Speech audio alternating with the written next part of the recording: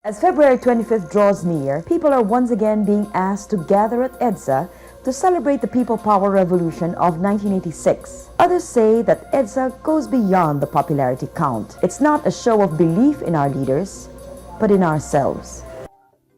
40 years ago, when EDSA was fresh, those 3 days of the EDSA revolution was so fresh in everybody's mind.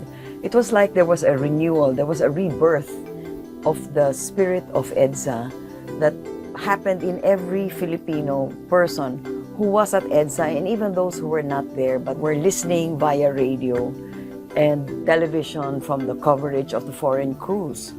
For me, the sharpest remembrance I have is I saw a picture of my high school teacher kneeling down in front of a tank and saying the rosary. Her name was Pura Sacro Badoy. For me, that was so significant because she was for me a role model. She was my high school teacher.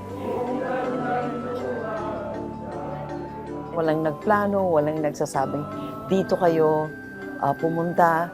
Basta napuno lahat tong kalye. I witnessed food, kahon-kahon ng mga sandwich na ginawa ng mga mamamayan sa kanilang bahay na inaabot over the gate, dyan sa mga kampo on both sides. Parang it was so spontaneous. The spirit of giving and the spirit of sharing was so alive. Napakalakas nung feeling na pagmamahal sa bansa. Palpable. You could feel it. Kinikilabutan ako pag naaalala ko yung feeling na yon.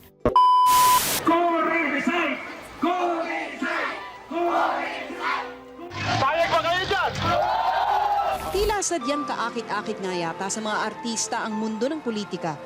You're saying in effect, sir, that this case of Senator Pimentel, for example, can go on and on? Because these are mere suspects. Nobody has the right to kill these people. I don't think I would have run if I thought I would not win. As the years have passed by, parang nawalan ng momentum yung spirit ng EDSA. Maybe it's because some of the promises of EDSA were not fulfilled. We were moving away from the Marcos regime and we wanted to restore democracy. Democracy was restored in its basic forms, pero lahat ng mga sumusunod doon, katiwalian, corruption, hindi na bago. Sometimes I wonder if there's still hope for this country. Sa dami-dami ng mga problema natin na sa tingin ko paulit-ulit dahil sa Probe Archives na nakikita natin dun sa dami ng ating mga storya na ginawa. Paulit-ulit lang ang kwento. Kung minsan naiisip ko, wala na ba itong katapusan?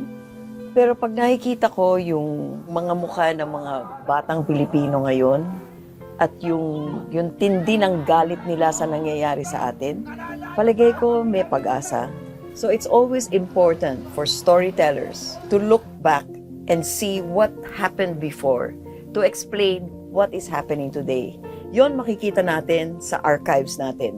Dahil sa meron tayong resibo, kumbaga, meron tayong mga storya na naglalahad ng kompletong kwento tungkol sa pangyayari ngayon. It's important for us never to forget the past. Remember the past to explain the present so we can move to the future in better shape. Sabi nga nila, where there is hope, there is life. Huwag tayo mawalan ng pag-asa dahil sa iisa lang yung ating bayan eh. Wala naman tayong alternatibong bayan. Wala naman tayong tatakbuhan. Kung gumagawa tayo ng storya abroad sa mga Pinoy, lahat sila, no exception.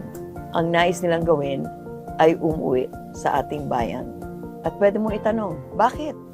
Bakit nila gusto umuwi dito ang gulo-gulo? Ang sagot dyan, dahil sa Pinoy tayo. Pusong Pinoy tayo. At maski gaano kahirap, hahanap-hanapin mo rin yung pagmamahal mo at yung kinagisnan mo bilang isang Pinoy. Sino pa nga bang magmamahal sa ating bayan kundi tayo?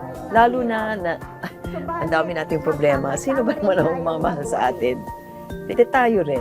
Sino ang magbe-benefit kung pagbutihin natin itong bayan? Hindi tayo rin. In the end, tayo yon. At tayo lang.